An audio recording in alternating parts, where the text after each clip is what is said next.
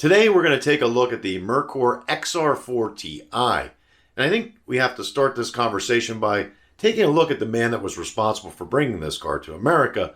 That would be Bob Lutz. Mr. Lutz worked for all three of the big three at one point in his lifetime, and also BMW. His family brought him here when he was a young man from Switzerland. He became a U.S. citizen at the age of 7. He was an honor graduate at Cal Berkeley, and while going to school, he was also a Marine Corps Reserve pilot. He worked his way through college selling vacuum cleaners door to door. He's often photographed smoking a cigar. He's known as a car guy's car guy. He felt this car could be a competitor to BMW and Audi here in the U.S., and Ford projected sales of up to 15,000 units per year. Let's get the naming out of the way real quick. Mercury in German is Merkur, hence the name Merkur. Lutz was convinced this car couldn't be sold as a Mercury or as a Lincoln. They needed a different name for it, and that's where Merkur came from. The XR is the performance designation, the 4 is a 4-cylinder, the T is for a turbo, and the I is for fuel injected. Speaking of the name Sierra, that wouldn't work here in the U.S. It worked well in Europe. But here in the U.S., Olds had a Sierra, and yeah, I know it's spelled a little bit differently, and GM had a Sierra, which was the full-size pickup truck. So instead, they went with the alphanumeric XR4 Ti. Just two other things to note here. These cars were built in Germany. The engines came from Brazil, so they were imported into the U.S. Also, the starting price of these cars, it was $16,503. Now, with that all out of the way, let's take a look at the Merkur XR4 Ti. Merkur XR4 Ti is here from Germany.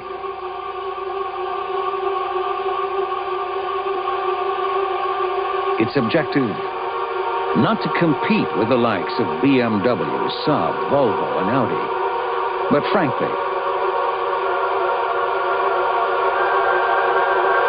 to surpass them. Merkur XR4 Ti, now at your Lincoln Mercury dealer.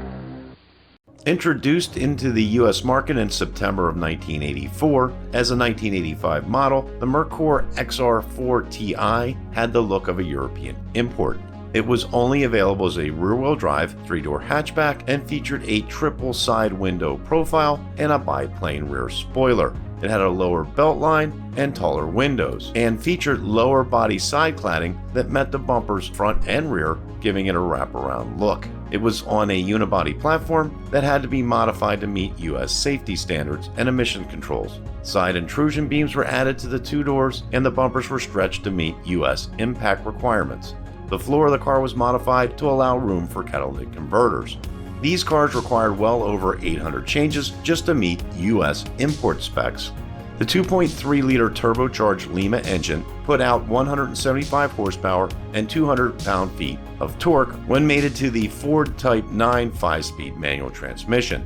The turbo ECU was limited to a range of 12 to 14 pounds per square inch. Cars equipped with a C3 automatic were limited to only 8 to 10 psi. Those cars produced 145 horsepower.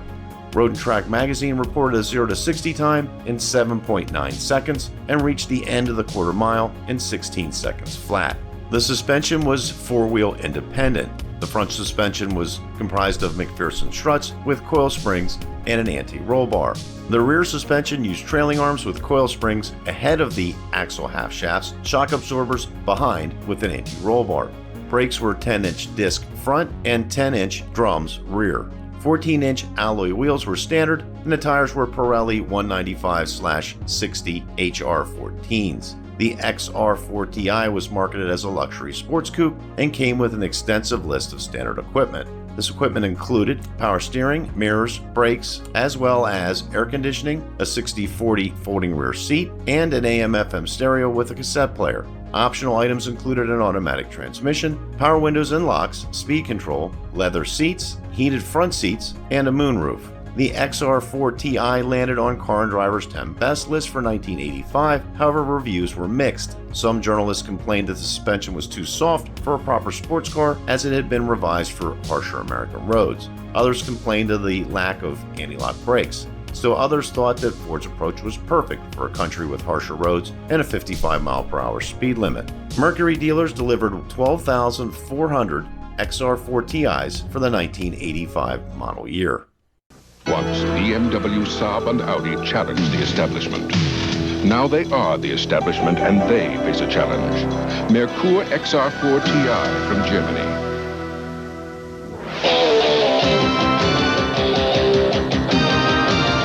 XR4 TI, the sports sedan from Lincoln Mercury that isn't afraid of a little competition.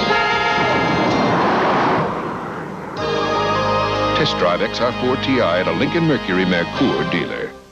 1986 was mostly a carryover year for the XR4 TI. It received the federally mandated third brake light and really nothing else of note. Mercury dealers delivered 13,559 XR4 TIs in 1986. That would prove to be the car's high water mark. 1987 brings multiple changes to the XR4 TI.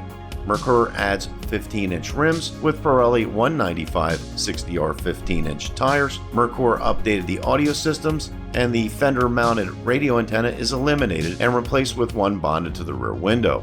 Merkur introduces 3 new paint colors and in mid-year adds a monochromatic paint scheme that matches the body cladding to the body of the car. None of this increases sales numbers.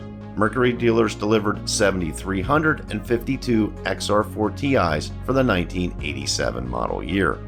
1988 sees the bi-wing spoiler replaced with a simpler single-wing unit. The standard rim becomes a BBS-style cast model. New interior colors were added, and the speedometer scale now shows a top speed of 150 miles per hour. That's for a car that tops out at 130 miles per hour. Mercury dealers delivered 6,283 XR4 TIs for the 1988 model year, and Mercury drops the Merkur nameplate. 1989 sees speed control become a standard feature on the XR4 TI. There are no other changes of note. Mercury sells these cars as XR4 TIs minus the Merkur nameplate. They deliver only 2,870 XR4 TIs in the 1989 model year. Ford stops importing the XR4 TI into the US altogether. Car and Driver magazine listed the XR4 TI in its top 10 best list in 1985. 2009, they recanted on that award, saying it was one of the most embarrassing moments in magazine award history. I think that's a bit harsh. The Sierra, the base car for the XR4 TI, was very successful in Europe. In 1985, they came out with the XR4x4, which was an all-wheel drive version of this vehicle. And after that was the Sierra Cosworth, which is one of the most sought-after collector Fords in Europe to this day. But it wasn't just Europe. This car was successful all around the world. Ford sold over 2.7 million Sierras worldwide. They were built in England, Germany, Belgium, Argentina, Venezuela, South Africa, and New Zealand. So you can't call this car a failure at all. The XR4 TI in America was probably never going to make it. One of its biggest problems was its price. It was $16,300. And that's $300 more than a Mustang SVO that you could pick up at a Ford dealership, and that car also featured an intercooler. Ford never hit their sales goal with the XR4 TI. There's a couple other issues I could point to. One is it was being sold at Lincoln Mercury dealerships. If you went to a Lincoln Mercury dealership in the mid-'80s, late '80s, you saw town cars and Continentals. This was a place to buy a luxury car, not a sports car. Also, the looks of the XR4 TI, they were somewhat modern, futuristic. And that's something that you really didn't see at a Lincoln Mercury dealership either.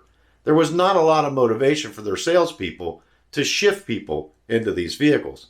And let's face it, there weren't a whole lot of people going into a Lincoln Mercury dealership to look for a sports car in the first place. Now, if you enjoyed this video, please click the like button. That helps other people see it. Also, maybe check out this video over here. It's on the Ford Mustang SVO. That was Ford's XR4 TI. It's actually a little bit quicker and lighter car and handled a little bit better as well. That's it for now. Thanks for watching. Till next time, we'll see you.